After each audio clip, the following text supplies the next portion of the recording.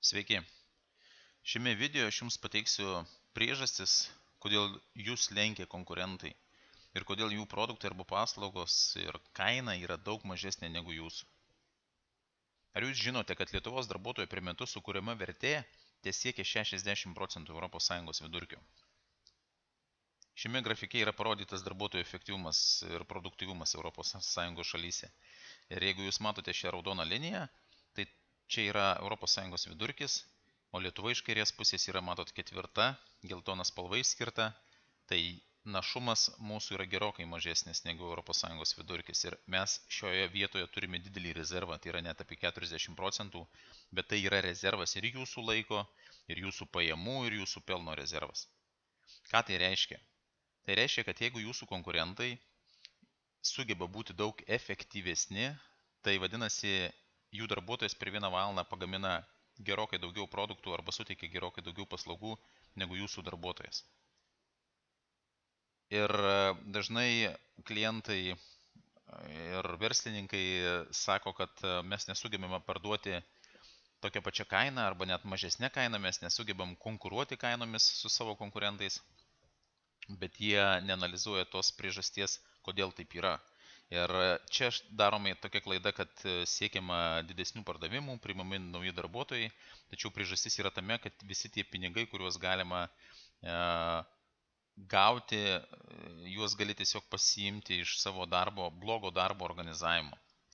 Ir jūs galite sakyti, kad neturite laiko tą darbo organizavimą gerinti, bet čia būtent ir yra bėda, kad jūs neanalizuojate situacijų.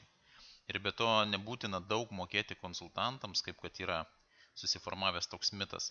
Tam yra tiesiog 4 žingsnių metodika, kurią galima panaudoti ir pradėti didinti efektyvumą patiems.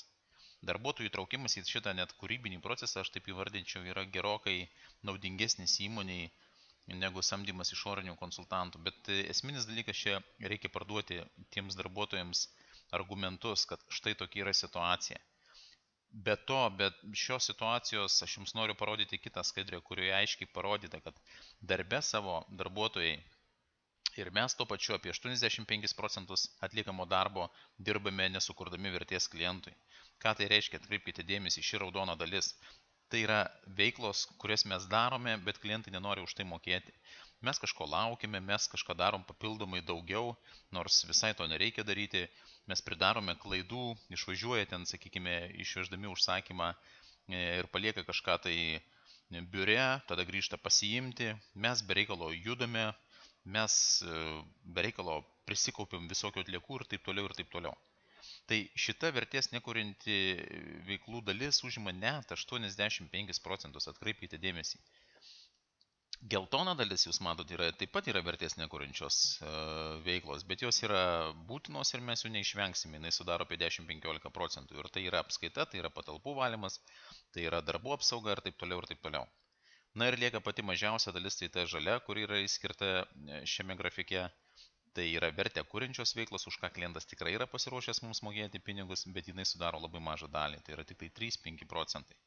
Tai dabar jeigu mes žinom tokią situaciją, kad tik 3-5% darbo kuria vertę, už kurią klientai sutinka mokėti pinigus, tai mes turime savęs paklausti, kur mes esame.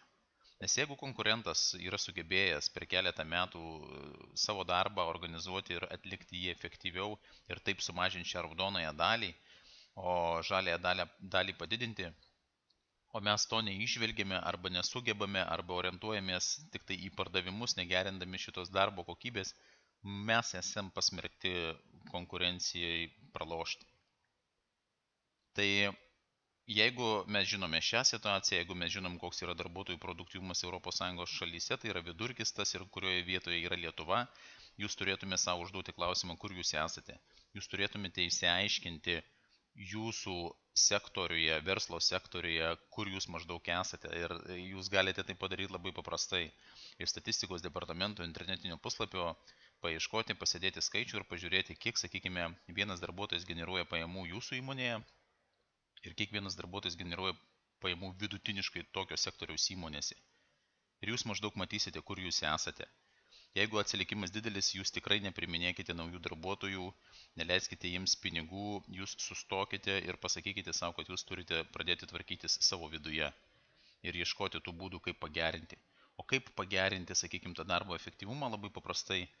Aš esu net paruošęs internetiniam puslapyje www.4kaip.lt tokį praktinį pavyzdį, kur jūs jį parsisiuntę, netgi parodę savo darbuotojams, jūs pamatysite, kaip galima 2 kartus padidinti efektyvumą. Ir čia net negali būti jokių diskusijų, nes kito kelio tą padaryti nėra. Jūs tiesiog privalote sustoti ir pažiūrėti, kur jūs esate dabar. Tai tiek.